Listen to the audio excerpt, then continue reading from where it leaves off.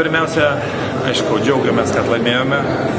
Buvo labai sunkios rungtynės, ne tokie tolimi tie prisiminimai 2001 metų ir netgi 2003, kaip jūs pamenat, laimėjo Lietuvos rinktinė paskutiniu metimu, fantastiniu Maciejausko metimu.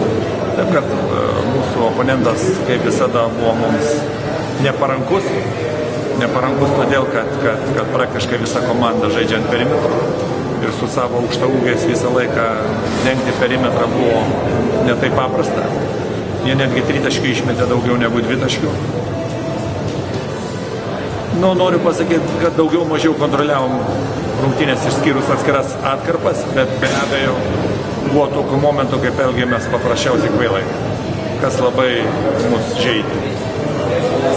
Gerai, kad suradom kelią į pergalę, bet taisytinų dalykų tikrai yra pakankamai daug. Taip, kaip apsigynėm, viskas tvarkoja, bet vėlgi puolime reikia daugiau minties, daugiau šviežumo, daugiau proto, daugiau, netgi pasakysiu, komandinių veiksmų. Šiandien mes irgi tritaškių išmetėm daugiau, nei jūs nežinau. Matote, kada komanda stengiasi susikoncentruoti apie mūsų didžiuosius, visada tu turėsi progos gauti išmestą tritaškį. Esmė buvo, dar kartą pabrėžiu, kad aš niekam nedraudžiu mest tritaškio, tik aš nenorėčiau kvailo mest, kad atbėgus iš karto neparuošta kažkas. Mes dar tų situacijas tokias ne visiškai gerai išnaudojame. Treneri, šiandien žaidybinio broko buvo mažiau negu vakar? Sunku pasakyti, buvo labai nervuotos rungtynės šiandieną irgi. Tokios, bent man, tai žinote, kai, vis tiek, jeigu taip kalbėsim, vis tiek Latvijai, ką jie bekalbėtų, jiem prieš Lietuvą nėra pralošti tokią didelę jau bausmę, kaip kad būtų Lietuvai pralošti prieš Latvijos. Ir vis dėlto ta įtampa vis dėlto slegia. Ir aš matau, kad ne visi žaidėjai susitvarkom pakankamai gerai su mūsų. Treneri, rinktinė sportinė forma turėtų gerinti čempionatą, bet ar jūs sakymis, ta sportinė forma gerėja kažkiek? Tai jeigu bus tos pergalės, tai negerės, žinot.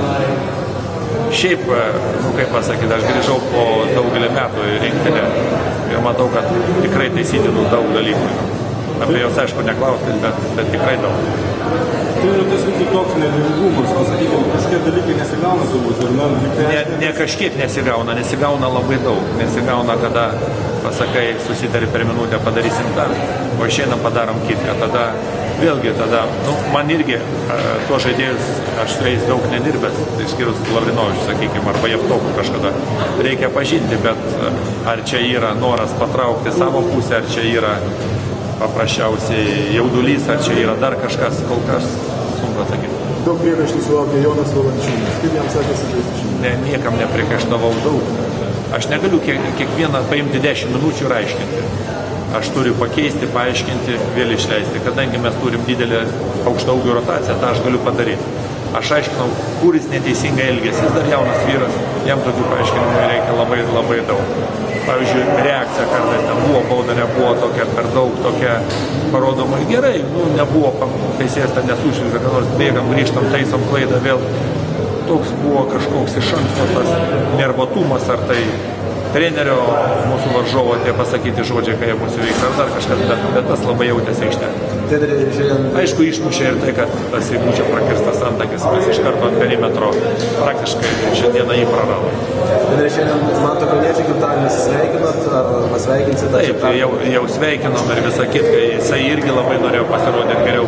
Žinot, visi žmonės, ne mašinos, viską reikia suprasti. Šiandien daug žaidė Tomas Berniukas, jam sekėsi. Aš galvoju, kai šiandien padėjau komandą.